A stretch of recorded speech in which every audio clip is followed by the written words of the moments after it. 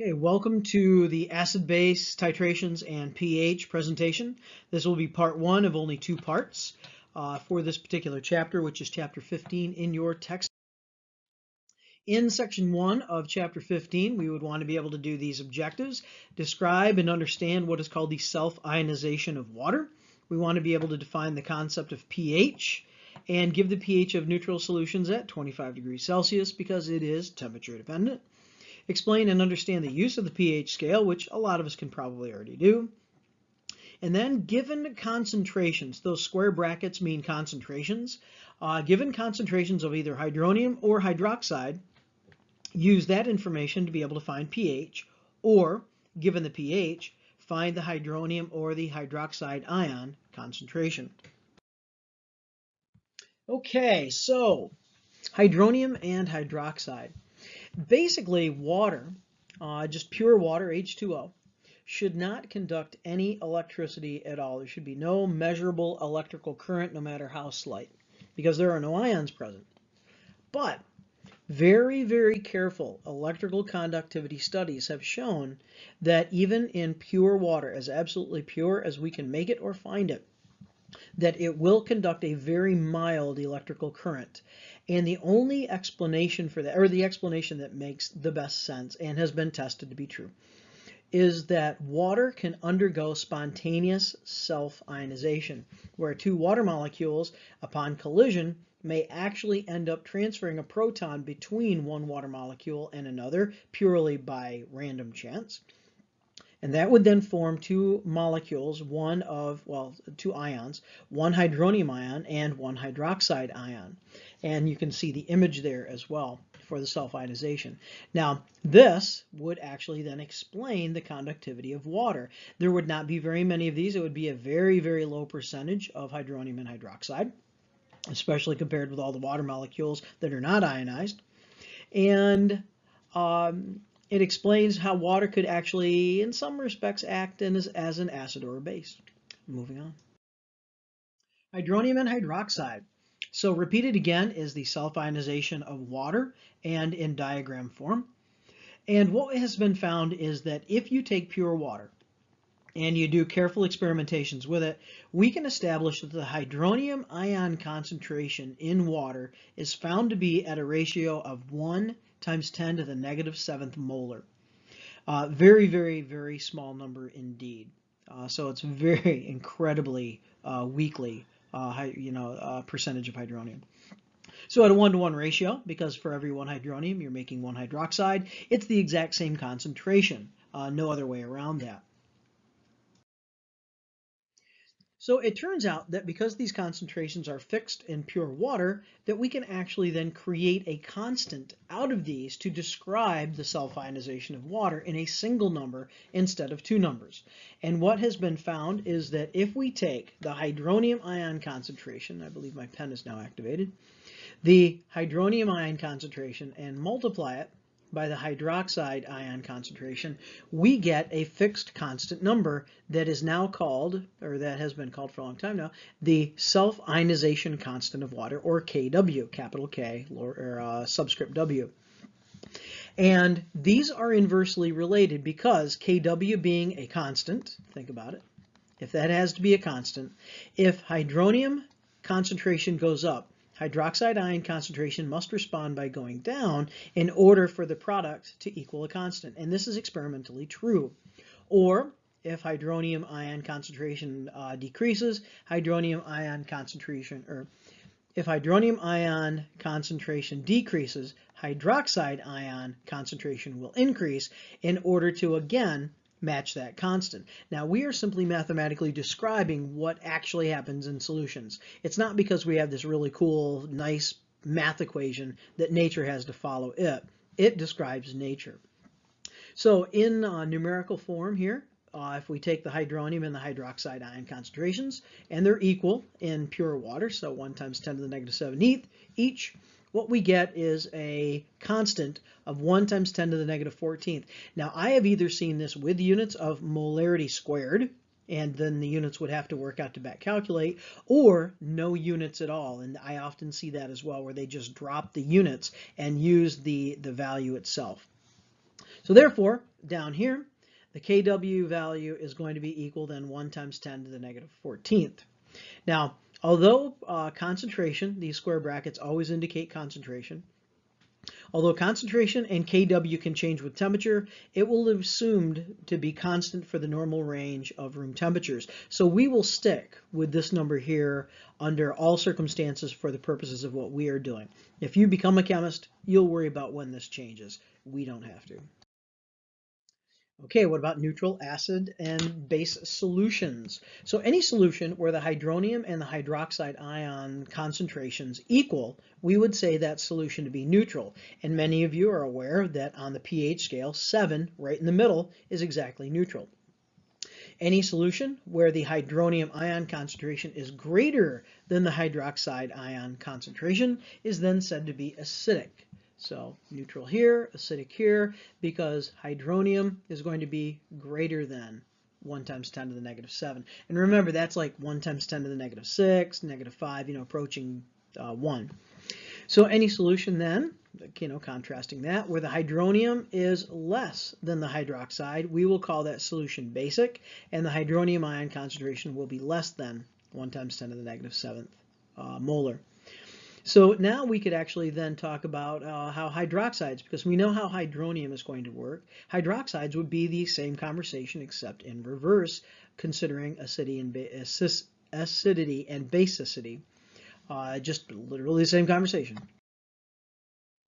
Now, how do we calculate hydronium and hydroxide, especially if one goes up and one goes down and they're no longer the 10 to the negative 7th value? Well, recall that strong acids and strong bases will ionize or dissociate 100% in solution. Considering that, a 1 mole sodium hydroxide, if you dissolve it, will produce 1 mole of hydroxide ions. It's a 1-to-1 ratio. And that's summarized. I actually have my pen, so I can highlight what I'm talking about. So at this ratio, it's a 1-to-1. And if we then had a 1 times 10 to the negative 2nd molar solution of NaOH, then it's going to have exactly 1 times 10 to the negative 2nd molarity. Okay, what about barium hydroxide? Well, barium hydroxide is a little bit different in the fact that it has a 1-to-2 ionization or dissociation ratio. So at the same initial concentration, what would be the hydroxide ions found in solution? Well, whatever the barium hydroxide is, then the hydroxides will have to double in concentration. Okay, consider this example here.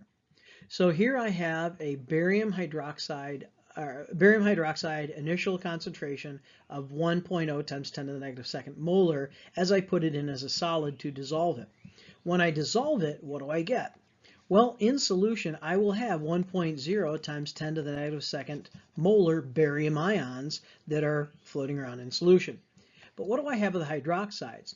Actually, I have double that of 2 times 10 to the negative 2nd molar, because for every 1 barium hydroxide, I end up with 2 hydroxides actually breaking off from that and then becoming independent. So that concentration actually goes up. And that would be a consideration if we had to then start calculating with hydroxide ion concentrations. The barium hydroxide starting, that 1 times 10 to the negative 2nd, would not be a number that we would use for hydroxides. We'd have to double that. Okay, this is just a reminder of all of our strong acids and strong bases that we should be familiar with. And to be honest, I would commit that list to memory. It's not a hard list. Hydrochloric, hydrobromic, hydroiodic. So those are your halogen acids. Perchloric, nitric, sulfuric, and chloric acids. Also round that out for a top 7. There could be others, certainly if we wanted to do a top 10. But those are the big ones that we typically run into in many examples. For the strong bases, we have the lithium, sodium, potassium, and rubidium, and cesium hydroxide set. That's all the alkali metals. That's the group 1 hydroxides. And then a selected calcium, strontium, and barium set from the alkaline earth metals, which is group 2. And so together you get 8 of them there. So 7 acids and 8 bases as a strong list. Okay, here we have using Kw in order to find information out. So we have a 1 times 10 to the negative 4 molar rubidium hydroxide solution. if we have a hydroxide ion concentration, because if it's rubidium hydroxide, initially it's going to tell us what the hydroxide ion concentration is, and it's a 1-to-1 for this two hydroxides. So then I can just make the assumption that if the hydroxide ion concentration is the same, what is the hydronium? Well, knowing this formula right here, I can solve for hydronium. Rearranging, I would have Kw divided by the hydroxide ion concentration. Those numbers would then be 1 times 10 to the negative 14 divided by the 1.0 times 10 to the negative 4. The units, because we're solving in a concentration, you can automatically assume are going to be molar, and this will solve for hydronium. 1 divided by 1 is 1. And because we are dividing, we actually subtract our exponents. So negative 14 minus the negative 4 gives me a negative 10. So I have a hydronium ion concentration of 1 times 10 to the negative 10th molar. And that's a very small number. Give it a thought. 1, 2, 3, 4, 5, 6, 7, 8, 9, 1. So that's what it is. Not very much at all. So incredibly weakly acidic. Certainly much more basic than that as far as hydronium. Now, if we consider then a 1 times 10 to the negative 4 molar solution of sulfuric acid, what could we do with those concentrations? Okay, well here I have the equation for sulfuric acid reacting with water to form hydronium and sulfate. Notice it's a 1-to-2 ratio as far as acid molecules to dissociate, or to ionizing in this case, and creating hydronium. So this concentration that you see starting must double over here to make it 2 times 10 to the negative 4 molar. Now I know hydronium. So if I know hydronium, I can actually find the hydroxide ion concentration if I wanted to. So I could use Kw divided by hydronium will equal hydroxide. Those numbers would be 1 times 10 to the negative 14 divided by, I'm going to ignore the units because I know what the units should be in the end here. And that would then follow through if you have a Kw value in a college textbook that is not showing any units, that still the math is the same. Divided by 2.0 times 10 to the negative 4th equals, and did I solve for this one? I think I did. So that answer comes up to be 5.0 times 10 to the negative 11 molar. Okay, is there anything more to do? We found hydronium, so we know that. And we know hydroxide. And we know the initial concentration if that's a question as well. Okay, I think we are ready to move on. Okay, here is a small graphic organizer. I might have pulled this from a chart, from a worksheet actually, instead of your book. So let's fill this out really quickly. When I look at this, I see HI at the very top here. So this particular substance, HI, hydroiodic acid. If I have an initial concentration of hydroiodic at 1 times 10 to the negative 4, it's an acid, so that concentration will help me with the hydronium ions. And it's a 1-to-1 ratio. So with that, I can then say, well, this is going to be also 1 times 10 to the negative 4 molar. Running it through the Kw dividing by the concentration, I can also then find the opposite. So hydroxide, in this particular case, should be then 1 times 10 to the negative 10 molar. Looking at the perchloric acid, it's a similar situation in that it's a 1-to-1 ratio and it's an acid, so it will tell me hydronium. If I have an initial concentration of 1 times 10 to the negative 3rd, then I know the hydronium ion concentration is the same thing. So let me get that in there as a 3. And then to find hydroxide, running it through the equation above, would look like that. For rubidium hydroxide, it's a 1-to-1, but now it's a base, so it's going to tell me hydroxides. So at the 1 times 10 to the negative 4 is actually giving me the base concentration, and then I run it through the calculation to find the acid concentration. For sulfuric acid, now sulfuric acid is a 1-to-2 ratio with the hydronium because it's an acid. So when I'm given a concentration, I need to double that. Here, run it through the top equation of Kw in order to find that there. And with KOH is a base, and that's going to be a 1-to-1 ratio. So this gives me my hydroxides of 3.0 times 10 to the negative second. Running it through the Kw equation, I would find that it's going to be 3.3. I should round it, but 3.3. Well, actually, no, this is sigfigs are fine here. 3.3 times 10 to the negative 13 molar. Lastly, for strontium hydroxide, it's a 1-to-2 ratio for the base, and so therefore this value here, doubling 5 becomes 10. So 10 times 10 to the negative 4 is 1 times 10 to the negative third molar. And running it through the Kw, I'm going to find that this is also then 1 times 10 to the negative 11 molar there. So this is how we can use our ratios and an initial concentration to find one or the other of our concentrations. Bless me, just sneezed. And with that, running it through Kw will allow us to find whichever is our unknown at that point.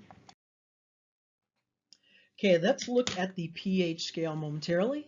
This is something that many people, even outside of chemistry, certainly are aware of, either because of biology, general science, or just general knowledge, maybe because of pools, taking care of an above-ground pool or a spa or something like that. So the pH scale actually is a scale that runs from 0 to 14. It's a scale of acid strength because it's looking at the not hydrogen really, but it's looking at hydronium. And so pH comes from pourvoir hydrogène. I can't say the French, but basically it's the power of hydrogen or hydrogen power. pH, however, is a mathematical formula, and that mathematical formula is right down here. And it is where we calculate the negative log of the hydronium ion concentration. Once you know hydronium, you take the negative log of that value, so negative log of that value, and then you know the pH. Pure water should always have a pH of 7, simply because if you take your your pure water hydronium ion concentration and you put it through the pH calculation of negative log of that 1 times 10 to the negative 7, you end up with a negative of a negative 7, which is 7, the pH of anything that is called a neutral solution or a neutral substance, water of course being just that. Now, a lot of people do not know that there is also the opposite of that pH scale, which is the pOH scale. And that's just looking at the, if you would, the hydroxide power or a power of hydroxide. In this case, it's also a negative logarithm of now the hydroxide ion concentration. So the math works exactly the same. It just reflects the basicity as opposed to the acidity of a system. Now here's a real cool kind of summation. To put these together, if you take the pH and you add the pOH to it, it always comes up to be exactly 14. So if you know 1, so if I know the pH and I know the fact that they have to add up to 14, for the pOH, I can find that very easily. So that's nice in the fact that we can start dealing with concentrations, and we can get those concentrations into pH or pOH, and these two actually work together as well. And the concentrations, like if this is the hydronium and this is the hydroxide, these concentrations also work very well together through Kw. And so I like the way that this actually rounds out. It's all interconnected, and there are 2 or 3 or 4 ways to find all the information. Now, significant figures are handled very interestingly for pH. So check this slide out really carefully. The number of significant figures in the concentration will translate into the number of decimal places in pH or pOH. So if I have a hydronium ion concentration of 1.00 times 10 to the negative third, so that's 3 sig figs, if I calculate the pH or the pOH based on that value, I should have 3 decimal places in the pH or 3 decimal places in the pOH. And those 3 decimal places reflect the sig figs in the concentration. And if you're going backwards from the pH or the pOH to a concentration, then you would know, hey, I've got 5 decimal places. I better have a 5 sig figs in my concentration answer. Here's just a quick scale. There are many, many scales out there with many, many different substances that kind of lay it out there as far as what's acidic, what's basic, what's kind of neutral. This is just one of many. You'll notice all the way on the extreme left-hand side that I have a pH of 0 over here. So here's the pH of 0. This is, by the way, a pH scale, not pOH. And over here I have a pH of 14. The closer you are to 0, the more acidic something is. The closer you are to 14 over here on the right, the more basic we consider the solution to be. And so battery acid, very, very acidic. Stomach acid, that's hydrochloric, by the way, in your stomach. Apple juice, which has, I want to say malic acid. Black tea, tannic acid. Pure water, of course, 7, exactly right in the middle of the scale. Baking soda is slightly basic. Antacid, certainly much more basic, because what does an antacid do? It wants to counter the effects of an acid. So, you know, your stomach feels better. Hand soap is pretty basic. Household ammonia even more so. And then a specific substance called lye, which is really sodium hydroxide. That's what it is. It's just a common name for it. We have lye soaps and lye cleaners, and they're all very dangerous because of the concentration of sodium hydroxide, which is a very strong base. And so you have to be careful with those. Here we have an example where we can work with pH. And I am dealing right now with a hydrochloric acid solution of which I have a known concentration for. One thing I want to verify is that hydrogen chloride or hydrochloric acid is a 1-to-1 ratio with acid to hydronium ion. So that's important to know. It's an acid, so it's going to tell me hydronium, not directly hydroxide. And I have a concentration, and because it's 1-to-1, that concentration then tells me what the hydronium ion concentration is automatically. Now to find pH, that's the equation we just had. So pH equals negative log of the hydronium ion concentration. So that's going to be negative log of that number up there, 2.00 times 10 to the negative 2. I can drop the units because pH does not have any units of measure. If you do this math, you come up to have a pH of 1.699. So that's the pH. I have 3 decimal places because I have 3 significant figures in my concentration. So that is also then correct significantly. Now, what can I do? Well, from this, I can also find pOH, or hydroxide ion concentration, and pOH. Let's do pOH since we're right here. So remember that pH plus pOH equals 14. Well, 14 minus pH equals pOH. That number there, if you do the subtraction, comes up to be 12.301. And so now I know the pOH. Check. What about the hydroxide ion concentration? Well, that hydroxide ion concentration we can find by Kw divided by the hydronium ion, and that will equal hydroxides. I won't bother to plug and chug those numbers for you. It would, 1 times 10 to the 14 divided by the concentration of 2 times 10 to the negative 2. But if you run those numbers through, we end up with a hydronium ion, a hydroxide ion concentration of 1 times 10 to the negative 13 molar, and that's for hydroxides. Okay, check. So I was able to find it all. I know the hydronium ion concentration that was given to me in the problem. I found the pH, I found the pOH, and I found the hydroxides. I think we're set with that one. Now the same question for the same solution. So this would be a 2.00 times 10 to the negative second molar sulfuric acid solution.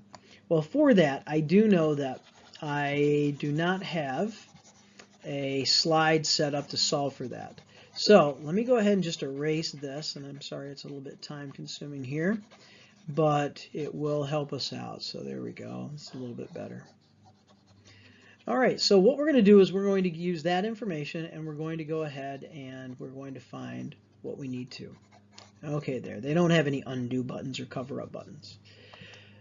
Okay, so with sulfuric acid, it is a 1:2 ratio. And so therefore, if I go back up to this bullet here, my hydronium ion concentration is actually now 4 times 10 to the negative second molar, because I had to, down here, down below here, it's a 1:2, so I had to multiply this by 2 to find the hydroniums. Okay, well, now I can run this back up here. I can run that number through pH equaling the negative log of 4.00 times 10 to the negative second molar. And that will equal a pH of 1.398. Likewise, again, it's just very easy for me to come down here for the pOH and say, well, pH plus pOH equals 14. So therefore, subtraction from 14 will give me a pOH of 12. It's not a 5, it's a 602. And that's pOH. So what is the concentration of hydroxides? This is running it through Kw divided by the known hydroniums. You plug those numbers in, and I found a concentration of 2.5 times 10 to the negative 13. I should have an extra value here because it should be a 3 sigfig number, and I don't have my calculator right with me, so I'm not quite sure what that number is. I don't know if it's a 0. It's probably a rounded value. So just realize sigfigs are off on that one. Okay, there we go. Now we have been able to handle a diprotic acid. Okay, with this particular example here, we have sodium hydroxide now at the top, and we have a concentration of sodium hydroxide, and it is a 1:1 molecule to base, or ionic formula unit to base.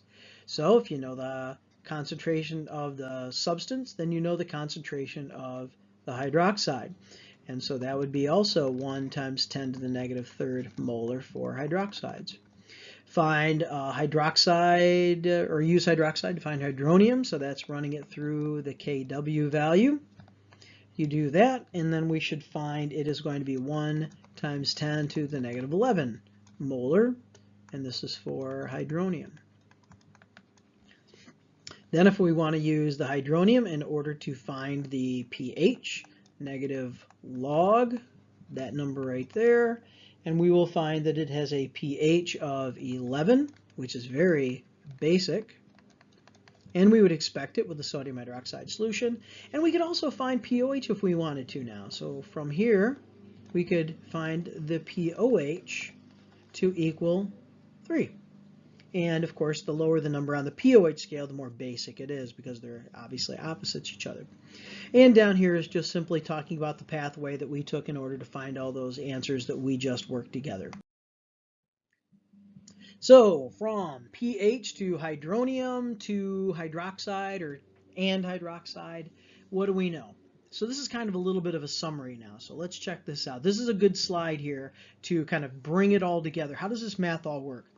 Because it's so interconnected that it could almost be confusing, but it's not. It really isn't. So check this out. Okay, we know pH, right? pH is equal to the negative log of the hydronium ion concentration. We also know that pOH is equal to the negative log of the hydroxide ion concentration. And we know that pH and pOH equal 14.00. So they are all connected. And notice that with pH and pOH, we have a connection directly to the concentrations and to this magic number 14. What if we then want to use a pH or a pOH to go backwards and find the molarity instead of going through the routes that we've been going? How can we do that? So let's go down here. If you want to know the hydronium ion concentration, what would you do? Well, really, it is taking the top equation and just reversing it to solve for hydronium. So what would you do? Well, you got to get rid of that negative log, and that turns out to be anti-log. So anti-log or inverse log, a lot of people call it inverse log. On my calculator, it's just secondary function log, and this is the display that it gives me. So 10 and is raising something to an exponent. So with that, what do? I put in the negative pH. So don't forget that negative side, it's pretty critical. So negative pH.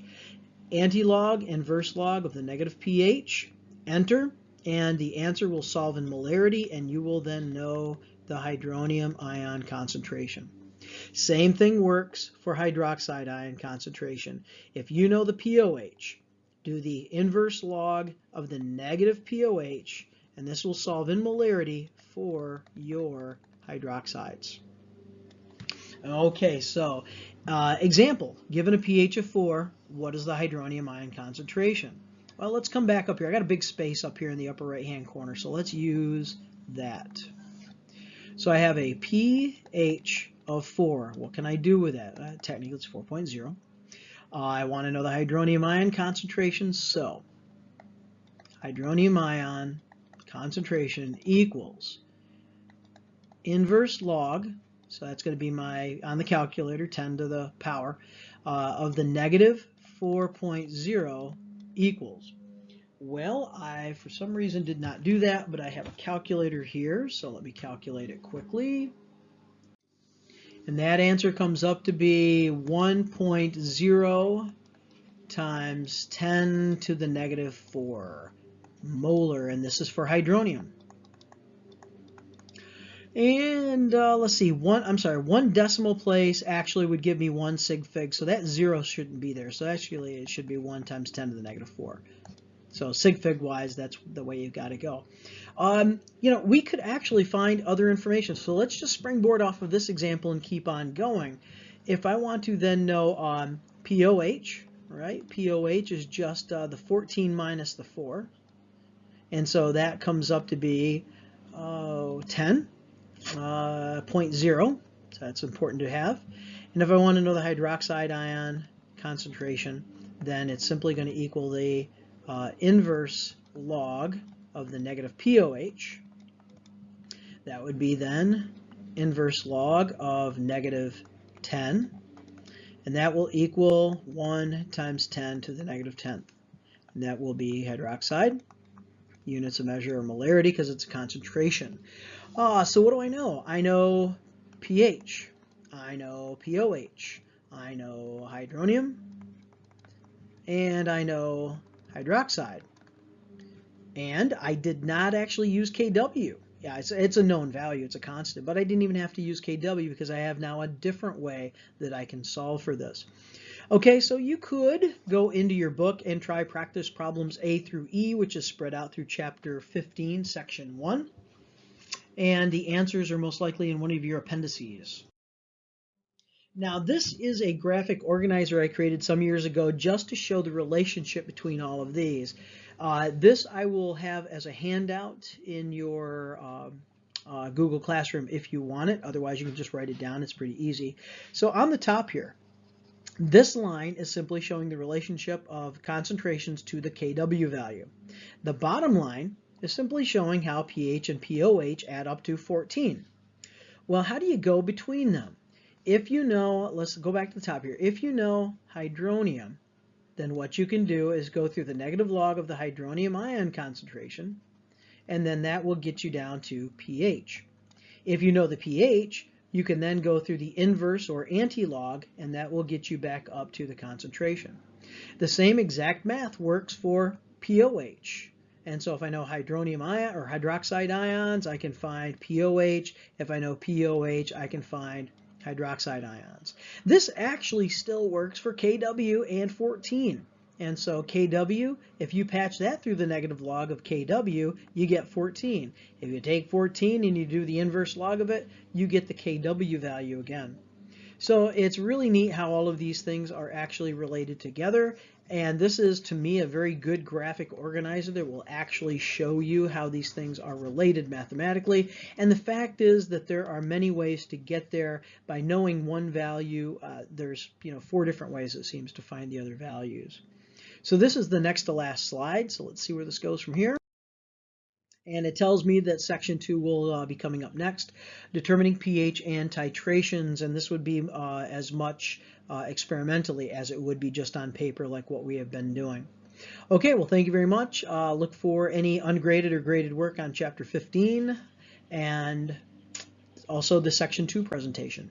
See you in the section 2.